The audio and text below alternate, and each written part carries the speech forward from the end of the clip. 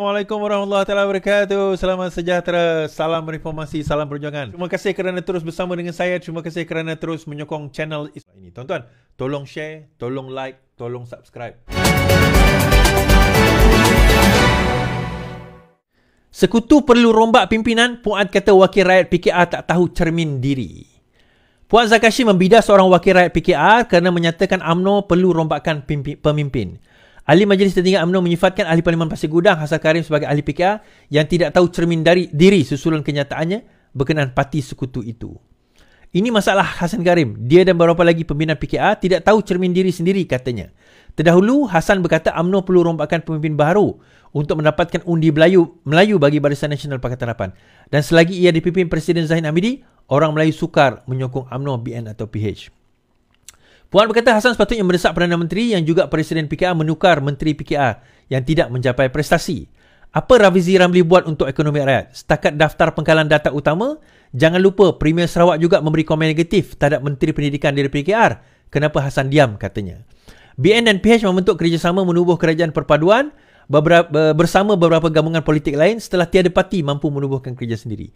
Pada Komisen Kerajaan Perpaduan, Zahid menyatakan beliau yakin kerajaan perpaduan akan kekal sehingga PRU16. Hassan bagaimanapun berkata, UMNO perlu rombakkan pimpinan kerana jika tidak, UMNO bawah Zahid akan menumpang di dahan PH, pimpinan Anwar yang tidak kuat mana pun. Puan mengingatkan bahawa Zahid terus menjadi pemimpin Presiden UMNO atas kemauan akar umbi UMNO sendiri.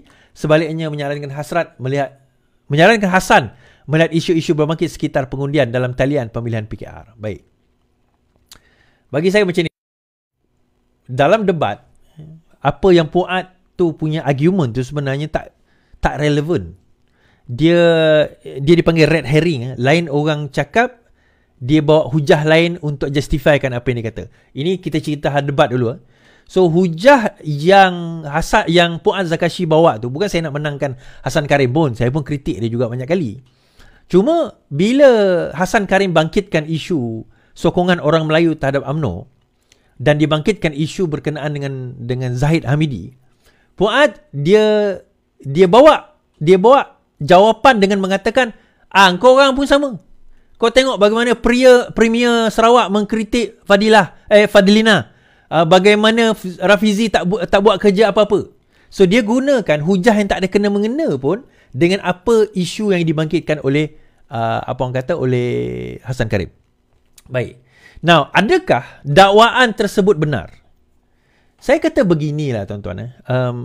Untuk UMNO, untuk Puad, untuk UMNO, saya rasa mereka sedar dan mereka tahu bahawa daripada segi sokongan Melayu, sememangnya UMNO sekarang ini daripada segi sokongan Melayu dan sokongan ahli UMNO itu sendiri semakin merendah. Okay? Ini UMNO suka atau tidak, ini hakikat yang mereka kena terima. Now, the sooner UMNO terima hakikat ini, the sooner UMNO boleh berfikir untuk menjana atau memikirkan formula dan kaedah bagi bagi memenangi hati orang Melayu bagi pilihan raya yang akan datang. Now, bagi saya, satu, Hassan Karim harsh jugalah. Sebut macam tu kan, dia kata Zahid Hamidi ni patut dibuang, diganti dengan pimpinan lain. Bagi saya dia bukan masalah Zahid Hamidi per se. Okay, tukarlah kepada pimpinan mana UMNO sekalipun.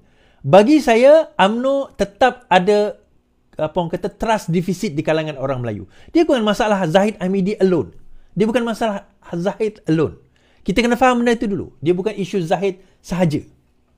Dia isu UMNO as a whole. Ni UMNO, janganlah lepas ni UMNO pula bantai saya, kata saya kutuk UMNO. Bukan. Tak, tuan-tuan. Kalau kita, macam saya, parti saya sendiri, kalau parti saya sendiri ada masalah, the first thing yang saya recognize adalah memang kita ada masalah. Kita kena recognize dulu kita ada masalah.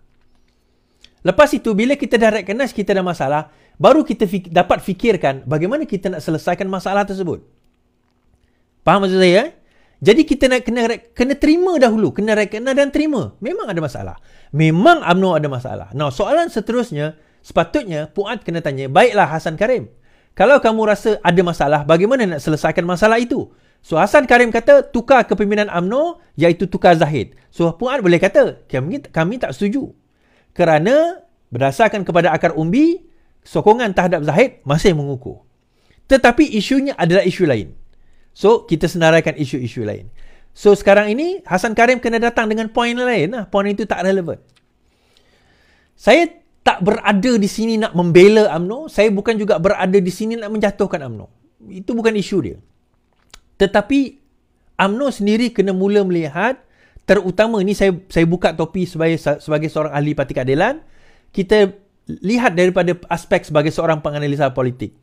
Di dalam next election, dalam PRU yang akan datang, PRU ke-16 yang akan datang, soalan yang UMNO kena tanya, soalan ni yang UMNO kena tanya. Adakah UMNO boleh menang kalau mereka berjalan sendiri? Adakah UMNO boleh menang kalau mereka berjalan sendiri dia kata, dengan Barisan Nasional lah, dengan MCA, MIC. UMNO, MCA, MIC. Dengan 3 parti ini, mereka berjalan sendiri, adakah mereka boleh menang PRU ke-16? Itu soalan. Now, kalau mereka kata mereka tak boleh menang, soalan seterusnya, bagaimana mereka nak menang? Adakah mereka kena bergabung dengan Pakatan Harapan? Adakah mereka kena bergabung dengan Bersatu? Adakah mereka kena bergabung dengan PAS? Adakah? So, soalan-soalan ini bukan saya yang tanyakan. Semua, termasuklah strategis di dalam UMNO sendiri, ada bertanyakan soalan-soalan ini. And it's a valid question. Kerana apa? Setiap senario yang kita letak di dalam kebarangkalian ini, berdasarkan dapatan dan data-data, daripada situ baru kita dapat mengatur strategi dengan betul dan baik. Soalan yang sama kena ditanyakan oleh Parti Keadilan. Adakah mampu Pakatan Harapan alone yang masuk ke dalam pilihan raya tanpa UMNO menang dalam pilihan raya akan datang? Adakah cukup dengan nama Datuk Seri Anwar Ibrahim dan apa yang beliau sudah lakukan, katalah PRU 16 nanti 2027 masuk kan, dengan nama beliau dan jasa beliau dan sebagainya, cukup dengan sendiri yang masuk ke dalam pilihan raya dan memenangi serta membentuk kerajaan tanpa memerlukan mana-mana parti? Ataupun ada senario mengatakan kita lawan je dahulu, kalau tak berjaya membentuk kerajaan lagi, maka kita gabung, bagaimana yang berlaku pada PRU 15. There is that possibility. Tapi saya nampak sebenarnya ada kaedah UMNO untuk menang PRU 16. Tapi tak adalah saya cerita dalam live kan. Siapa nak tahu kaedah dan formulanya, kena datang jumpa saya lah. Tapi bagi saya, benda ini dua-dua kena, terutama UMNO kena terima. Kena lihat objectively.